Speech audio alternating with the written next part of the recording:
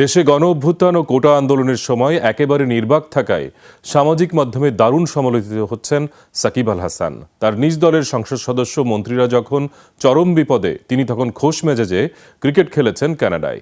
যেদিন তার দল আওয়ামী লীগের পতন হলো ছাত্র জনতার আন্দোলনে, সেদিন এই জনপ্রতিনিধি দারুণ পারফর্ম করে ম্যান অব দ্য ম্যাচ হয়েছেন গ্লোবাল টি-20 লিগে। রোম যখন পুড়ছিল, নিরো নাকি তখন বাঁশি বাজাচ্ছিল।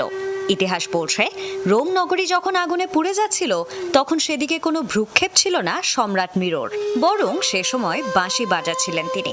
ইতিহাসের কুখ্যাত সেই রোমান শাসকের কথা মনে করিয়ে দিলেন সাকিব আল হাসান।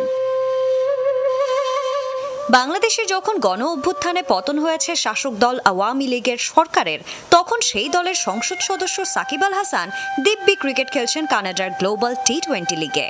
তার দলের সরকার প্রধান শেখ হাসিনা যখন তীব্র